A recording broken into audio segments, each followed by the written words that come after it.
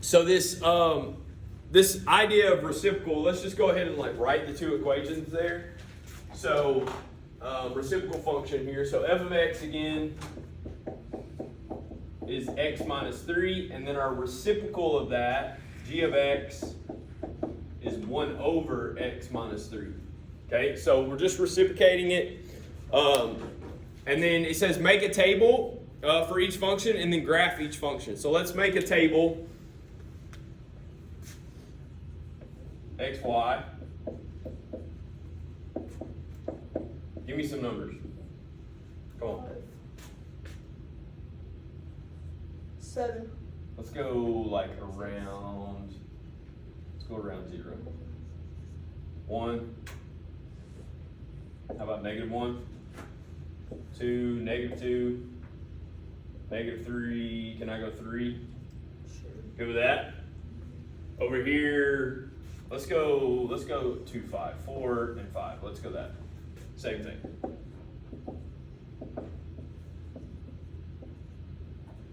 So somebody give me these y values. What you got? -6.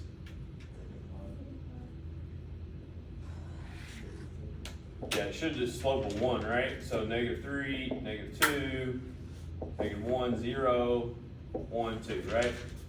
Okay, what about g of x? What are these values?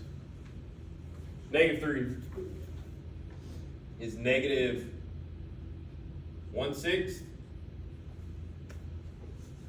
-2 is -1/5. -1, -1/4, 0, 1, 2, -1. What happens at 3? It's undefined. We can't define by 0. Cool. 4, 1, 5, 1/2. Okay, cool. So if we graph these, right, linear, something like this, what's this look like? What's this look like?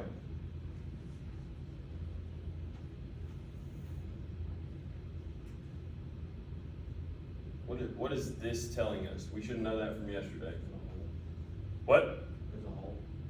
Oh, it's S. At? Negative or positive 3. At 3. So there's a vertical asymptote at 3, right? Okay, then what's happening around it? What's happening?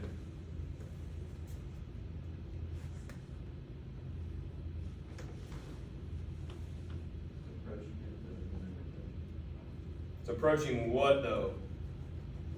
It's approaching negative. How? So what is it? What is this going to look like?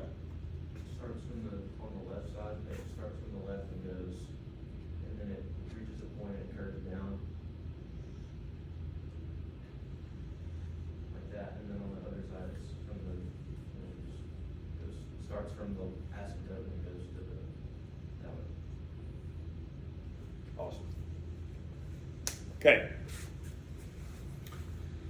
All right, so B, you should have noticed when x equals 3, y of f of x has an x-intercept, but g of x is undefined. Why? Because the denominator can't equal 0, right? We should know that. Vertical asymptote.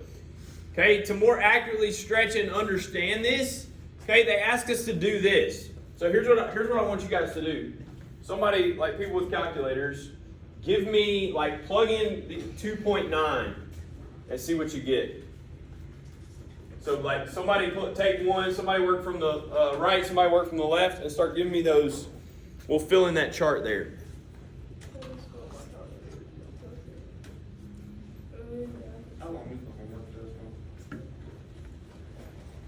It's not bad. Anybody? Negative 10 for the first one. Negative 10. Keep going. So this one should be 10. Keep going. Negative 100 for the next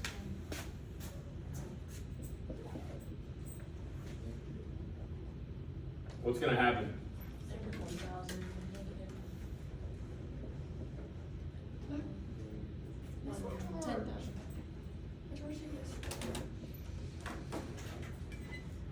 So what's happening? As we're approaching 3 from the left, it's getting really, really negative, right? As we're approaching 3 from the right, it's getting really, really big or really, really positive. Was that what's happening here? Yes. Yeah, sure it is. Okay? So what happens to the graph of g of x near the x-intercept of f of x, right? Well, we get this asymptote, right? So it gets either really, really negative or really, really positive. Why? Because we can't divide by 0. Okay? All right, let's look at the next one.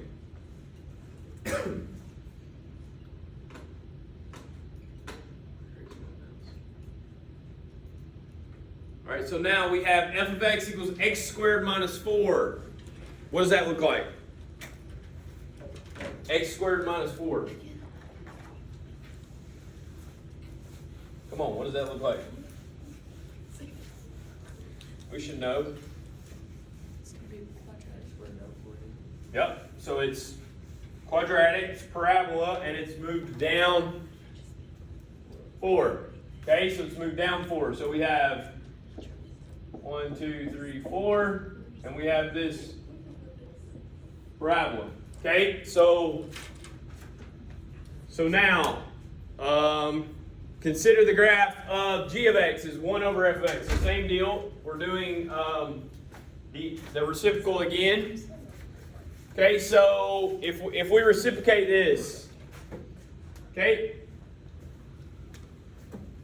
1 over x squared minus 4. Do the same thing. Let's create a table. Where's there going to be issues? Oh, negative 2 and 2. Why? Because when we square those, we get 4, and 4 minus 4 gives us 0. So these are undefined. So when we graph this one, we have vertical asymptote at negative 2. We have vertical asymptote at 2. Okay. So, okay. Does the graph, so here's what it asks us. Pardon the interruption, Lakeway. Just a reminder, our bells are still not working. Yes, they're trying to, they put a ticket in. I have some office referrals, positive office referrals. River Seals, Gage Turner, and Morgan Weber. Please come by the front office to pick those up sometime today. I need to see Chase Gockenbach, JT Kirkpatrick, and Josh Vineyard and Deacon Trout sometime today, please, by the front office. Attention work-based learners off-campus internship only. Will you please go ahead and make your way to the lecture hall and meet Mr. Dollar this morning? Thank you. Have a great day, Lakeway. So our x-intercepts, so what it says here is, does f of x have x-intercepts? If so, where are they? Yes, negative 2 and 2. So when we reciprocate that, that's where we will have undefined. Okay, does g of x have any vertical asymptotes? Yes, 2 and negative 2. Okay, will the graph of g of x have a horizontal asymptote? We should know this from yesterday. Is the bottom bigger? Is the bottom bigger? Come on. Yeah, so the horizontal asymptote is at 0. Sure. Okay. So then it asks, for what x values would g be positive? For what x values would g be negative? Okay, so you guys tell me, where will it be positive? If I had 3, is it going to be positive? Yes. So we're talking about up here. What about negative 3? So that's also up here. Okay, what about between negative 2 and 2? What? 1, 0, negative. Will it be positive or negative? Ah, so it's down here. So that graph looks something like that. Okay. It says then graph and check it with your calculator. Okay, and you get the idea there. Okay, so so the graph at the right is f of x. So then it just has you do the same thing, graph an inverse, right? And then move the inverse, right? So how would we do that? Or not inverse, reciprocal. So how would we do that? We take the y values and we just say 1 over that. So like 1 over 0, 1 over -3, 1 over -4, right? And so we can take points, we can graph the reciprocal, and then if we need to change it using our transformations, we can do that. So here's what I want you to do. Like, I want you to look at that and see if you can try one of them. So pick one besides A, pick B, C, or D, try it, see if you can reciprocate it. Okay, and then graph it and tell me what it looks like. Okay, go. I want you to try one of those to finish.